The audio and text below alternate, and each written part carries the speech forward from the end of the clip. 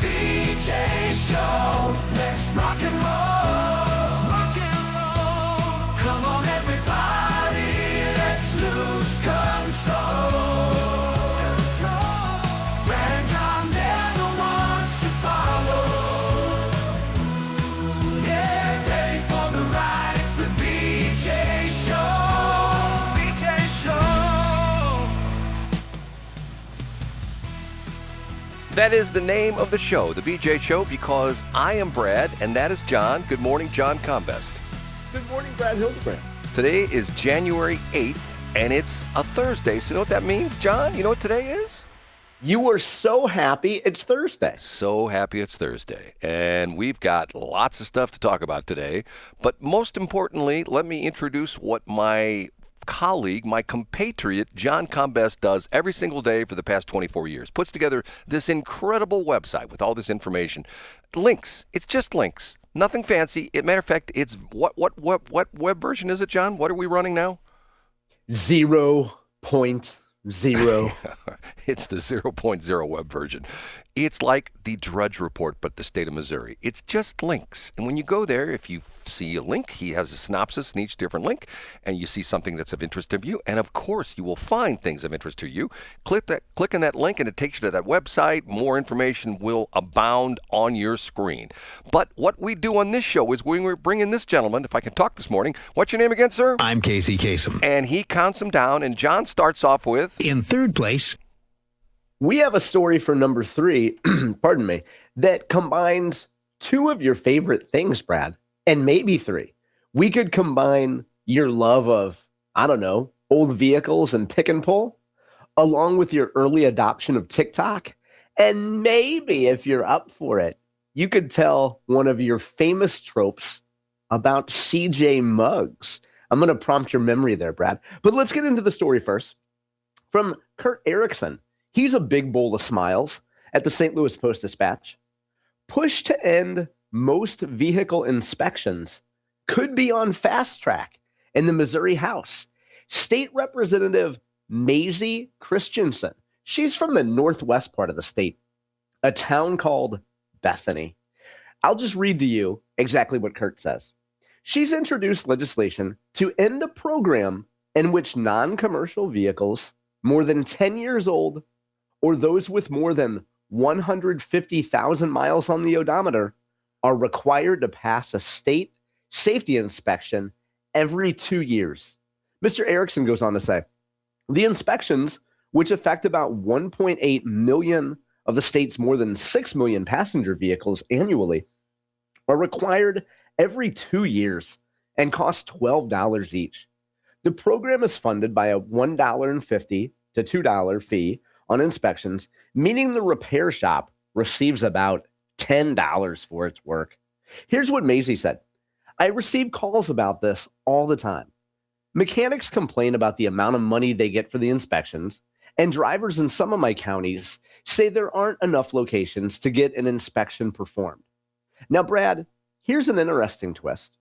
The measure has been introduced in the House in previous years without advancing.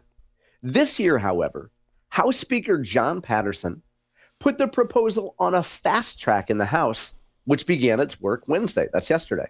He said the end of vehicle inspections is part of his political goal of, quote, taking away burdens on people's lives.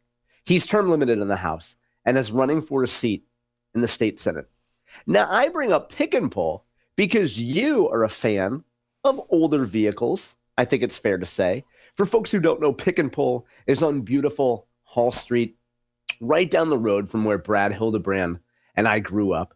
So, Brad, we have your love of pick and pull and old vehicles, and frankly, a lot of Missourians who do choose to hold on to older vehicles, maybe repair them here and there.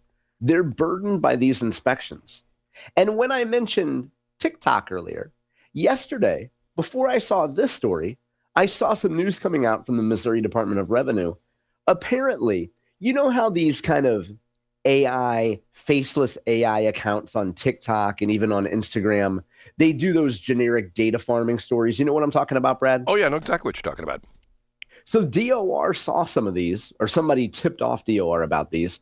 And one of these, I guess, faceless, nameless TikTok videos had that AI voice that said, in Missouri, inspections are no longer needed for cars. You don't need to get an inspection.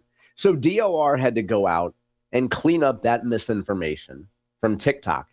The third element that I think you'll appreciate here, Brad, I think speaks well to Mazzie Christensen and John Patterson. A little asterisk to this story is that a year ago, this week, folks were coming back to Jefferson City to watch what was supposed to be a heated battle for Missouri Speaker of the House. Remember Justin Sparks, Brad? Yes, and now he's not even in the Missouri legislature anymore. Correct. Yeah, he did take a new job. So at the time when Justin Sparks was running against John Patterson, Mazzie Christensen was one of Justin Sparks' supporters. Now, what you would like about Mazzie, I think it's fair to say, she didn't go to Jeff City to buddy up to leadership. She was an early critic of former Speaker Dean Plocher. I should say also an outspoken critic of Dean Plocher. And then when Justin Sparks decided to run against John Patterson, Mazzie Christensen was one of, I don't know, one or two handfuls of people who supported Justin Sparks. You know, a lot of people were probably in Justin Sparks' ear saying, "Oh, we love what you're doing, Justin. You go get him." But Mazzie, if I recall correctly, was one of only a couple handfuls of people who actually stood up and supported her friend Justin Sparks. So what I like about this is Speaker Patterson sees someone who, let's face it, probably wasn't his most ardent supporter. Speaker Patterson sees this legislation, sees Mazzie promoting it, pushing it, and says, you know what, despite the fact that Mazzie hasn't been by my side this whole time, I think this is a good piece of legislation, and let's put it on the fast track for the greater good of Missourians. John, you want a shock from me?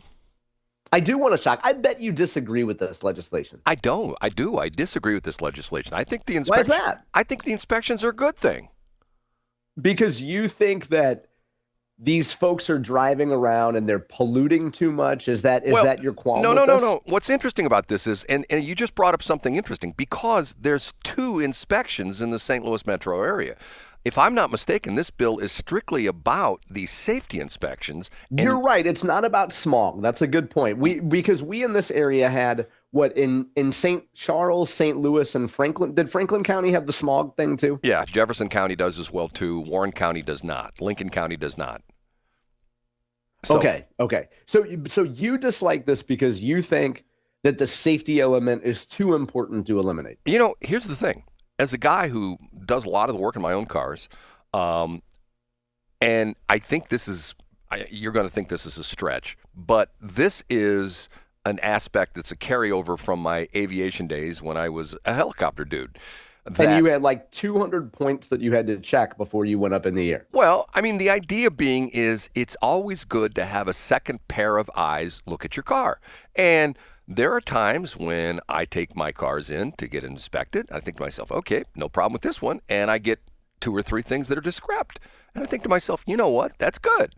I think it is important that we have the safety inspection. Now, the interesting part of this is, I know what she's saying. They only make $10 out, when the dust clears, and quite honestly, the thing that's gotten somewhat frustrating by the mechanics, and I know mechanics who've complained about this, through the years, the state has changed the equipment that they had to use, and to the point where, once again, that's the big expense. They have to buy this stuff, and they have to take pictures of your car and all stuff. They have to upload this stuff to the state and the whole bit. That's burdensome on the mechanics. But the flip side of it is people are taking their cars into repair shops, and there are things wrong with their car. And the repair shop, by law, does not say you have to fix it. By law, they give them an estimate of what it would cost to fix it. And then essentially the people can opt in or opt out to have it fixed. So a lot of times when these cars come in for inspections, the mechanics, the repair shops, do make money off of this because they end up fixing certain problems with their cars. Now, once again, John, in the realm of business, what is the hardest thing for businesses, especially retail type businesses? What's the hardest thing for businesses to do with customers? There's one thing. Customer recruitment, I would say. Get them through the door. And get them in the door right, and open to buying your services. Get them in the door. If a mom comes in and she has to do repairs to her car, and she's finally sitting in there. She took time off work to come into the shop. She's already there. She's inclined and predisposed to say, yeah, whatever you want. I don't have the money, but I'll put it on my credit card. Well, I'll be honest with you. There have been a couple times, cars I've driven through the years, when I go to pick up my car and the mechanic says it flunked. And he looked at me and he goes, that car's not safe to drive. Yeah. I mean, and that also speaks to how much concern you take for your own health. You say, Brad? No, but John, I'm telling you, this is not, when you talk about old beaters, okay, there are vehicles, and this is the thing that's sort of interesting about it, is there are cars right now that are less than a year old, maybe 10 or 20 or 30,000 miles, that has serious defects. Now, and I think the issue on this is, if you're going to do the inspection, do all the cars to the point where, you get a year, you get to buy a new car, and the year afterwards, you have to be inspected. I'm a fan of this. I really am. I mean, and first of all, I think that there's two things here. First of all, the state should just charge a surcharge of everyone who walks in the pick and pull on Hall Street. Because if you saw some of the riffraff that goes there, like you got old gimpy guys without a gallbladder coming in. Me included. Secondly, I think Mazzie should probably add an amendment to this where she says that you're exempt from it as long as your license plate has several of the same letters on repeat. A dunderheaded idea that wouldn't be put forth by Mazzie Christensen, but would be put forth by others. That's in story number 2 today. John, before we go on, I will tell you, the other day I pulled into a parking lot, and there was a lady walking in front of the parking space I was trying to pull into, and I waited till she cleared. And as I got into the parking space, she turned around and walked back toward me. I thought to myself, is she going to give me grief because of the fact that, that I didn't wait long enough for her to clear through the parking space? And she turned around and walked back to me, and she says, cool license plate, dude. Wow, Brad, that's working better for you than your new Tinder profile. Yeah. Let's get to story number 2. Up a notch to number 2. Every once in a while, I pull stories that are not from johncombest.com just to have a good discussion piece with us, Brad. And a lot of times there's local stuff that doesn't make the cut for johncombest.com that you and I talk about. And this is one of those cases. Andy Banker, you can follow him on X at Andy Banker TV. He's with Fox 2 News. He tweeted yesterday, breaking news, St. Louis County Assessor, Democrat Jake Zimmerman, making an announcement tomorrow, that would be today, Thursday, that he's been about political future. He's been mulling a run for county executive, would face State Senator Brian Williams. County Executive Sam Page is under criminal indictment and not running. So I guess, Brad, by the time we get off the air today, at some point, Jake Zimmerman, I think it's fair to assume, will be announcing that he is also throwing his hat in the ring for St. Louis County Executive. Now, the state of play today is that incumbent state senator Brian Williams, who's term limited and who is leaving his seat, is running. He's the clear front runner. He has raised a ton of money. I think it's fair to say that Brian's strong position is one of many reasons why Sam Page saw that it would be fruitless to try to run for re-election. And Brad, this could signal something that I may be wrong about. I've said from going back to last year, not only did I say that Sam Page would not run for re-election, even when he was out pretending that he was running for re-election. Not only did I say that he would not run for re-election, but I said that Sam Page's team would be working furiously to find some patsy to represent the Sam Page campaign against Brian Williams. With Jake Zimmerman's entrance into the race, I'm not sure that I'm not wrong, Brad. I'm not sure that folks that maybe don't like Brian Williams or people that are maybe Sam Page partisans might just throw their hands up, say Brian's going to be the guy, we'll vote for Jake, he's another name on the ballot. But I'm not certain that it wouldn't just come down to Jake Zimmerman versus Brian Williams, Brian probably getting 60, 70% of the vote against Jake Zimmerman. And I could be wrong about that, Brad. So let's see. We'll hear more details today. And I'm guessing Jake is going to come out and share what he considers a vision of some sort for St. Louis County and try to draw some line of demarcation between himself and Brian Williams. I think Jake has a tough road to hoe because of the fact And why does that, Brad? What are people in St. Louis County mad about? that they don't like Jake Zimmerman. And Why not, Brad? Why wouldn't you like a kind of a slightly chubby, nondescript ginger?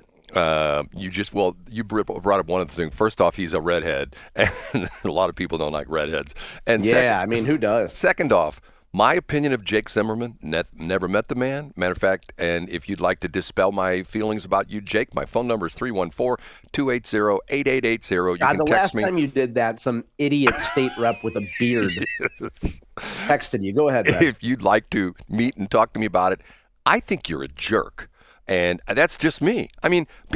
First off, the assessor is like a no-win position because everybody's mad at you. Everybody's mad at you, Brad. I agree. Go ahead. Unless you pull off the Bill Eigel and you go like, we're going to get rid of the assessor in St. Charles County because we're not going to have any more taxes in St. Charles County, then people wouldn't mind having the assessor. But I think like I said, never met the guy. I think what bothers me about it, when he first became assessor, he was Mr. Headline grabber, and I'm going to reassess the casinos, and I'm going to reassess everything, and I'm going to reassess. And I personally had a run-in with his department where, I will tell you a funny little story. I had a piece of property that I bought from MoDOT that cost me $100, okay? It was excess highway right away, $100. I bought a piece of property, small, you can't build anything on it because it's too small, okay? In 1 year, actually in 3 years, my assessment went from $5,000, no, it went from $1,000 assessed value to $5,000 assessed value on the second year to $28,000 on the third year. I'm going like, hold on a minute. John, I think they do it differently now since the COVID thing. Talk about a dog and pony show of protesting an assessment. I could tell you a story that people wouldn't believe how convoluted the system is to essentially protest an assessment. And to the point now, where... in defense of the county assessing your property there, Trump had just invaded it and discovered oil beneath the surface. No, the point being, here's another perfect example. If the government wants to do something and they want to make it to the point where nobody is going to complain, they make it so incredibly complicated and onerous that you go, I'm not doing that. You know what I mean? And you would say that's the point, and then you would besmirch Franklin County's presiding commissioner, Dave Schatz, and make a gas tax reference, Brad. Now, to be fair, I don't know Jake Zimmerman. So for you to say that he's a jerk, maybe it would be more fair to say you don't like the way he runs his office. It's probably unfair to besmirch him by calling him a jerk, don't you think? Well, once again, Jake, 314-280-8880. Call right now. We'll put you on the air, and you can defend your jerkiness, okay? We're ready for number one. And to be fair, to correct myself, I think I described him as a chubby, nondescript ginger, which is probably unfair. He might be a medium-sized nondescript ginger, so I should be more fair there. Okay, here we go. The number one. An inescapable story yesterday. A woman in an SUV, maybe a minivan, a Honda Pilot, however you want to call it, attempted to run over an ICE agent in Minnesota yesterday. That woman has ties to Kansas City. Before I forget, I'll point out that you can go to johncombest.com this morning. The top link is from my friend, Tony Bateo, over in Kansas City. Tony did a compilation, a compendium of local television stories. So you can find the local TV stories exploring the woman's connection to Kansas City up today. I also linked to the Kansas City Star piece.